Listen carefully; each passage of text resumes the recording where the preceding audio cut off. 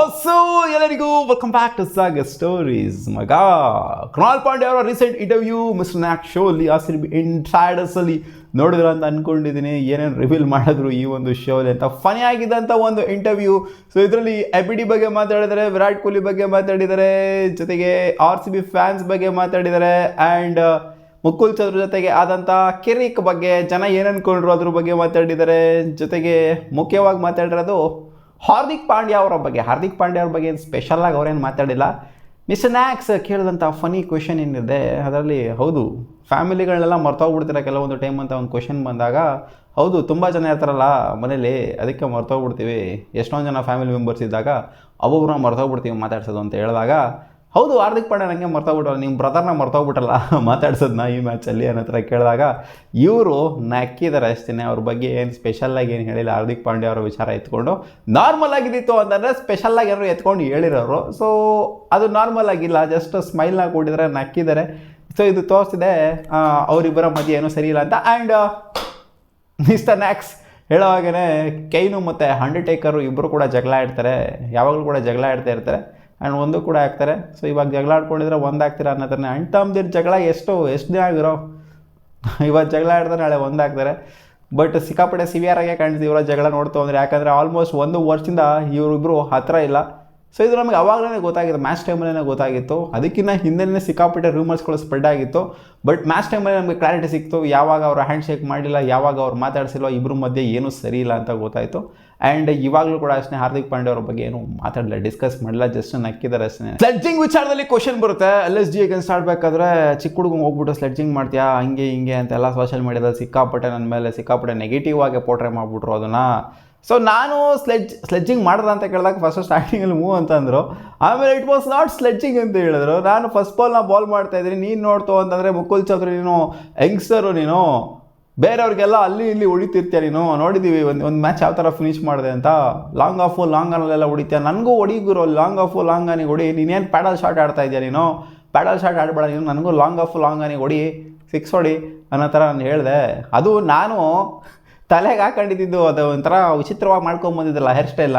ಆ hair style ಇದ್ದಿದ್ದರಿಂದ, ಜೊತೆಗೆ ಆ ಒಂದು ಹೇರ್ ಸ್ಟೈಲು ಆ ಒಂದು ರಿಯಾಕ್ಷನ್ಗೆ ಸೂಟ್ ಆಗದಿದ್ದರಿಂದ, ಸೊ ನಾನೇನೋ ಒಂಥರ ರೌಡಿ ಥರ ಕಾಣಿಸಿರ್ಬೋದಲ್ಲಿ. ನಾನು ಇನ್ನೇ ಫನಿ ವೇ ಹೇಳೋಕ್ಕೆ ಹೋಗಿದ್ದೆ, ಅವರು ಕೂಡ ನಗ್ತಾ ಇದ್ರು. ಅದಕ್ಕೆ ಮುಕುಲ್ ಚೌಧರಿ ಅವ್ರನ್ನೂ ಕೂಡ ಪ್ಯಾಡಲ್ ಶಾಟ್, ಅದು ಏನು ನನಗಂತೂ ನಗ್ತಿದ್ರು ಅಂತ ಕಾಣಿಸ್ತಿಲ್ಲ.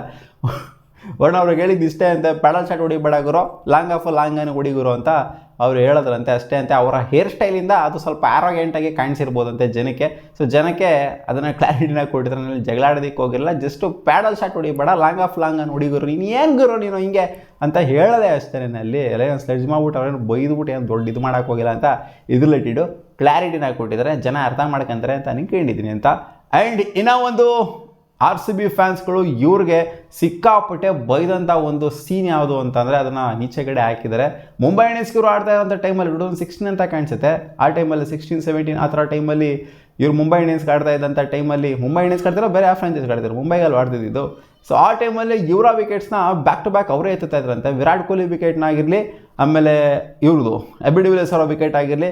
ವಿರಾಟ್ ಕೊಹ್ಲಿ ಮತ್ತು ABD ವಿಲಿಯರ್ಸ್ ನಿಮಗೆ ಫ್ರೆಂಡ್ ಅಂತ ಕೇಳಿದಾಗ, ಹೌದು Virat Kohli is a friend and ABD Villiers against ಆಡಿದ್ದೀನಿ ನಾನು, ಒಟ್ಟಿಗೆ ಆಡಿಲ್ಲ, ಬಟ್ ಅವ್ರ ವಿಕೆಟ್ಸ್ನ ಸಿಕ್ಕಾಪಟ್ಟೆ ಎತ್ತಿದ್ದೀನಿ ನಾನು, ಅದು ನನಗೆ ಖುಷಿ ಇದೆ.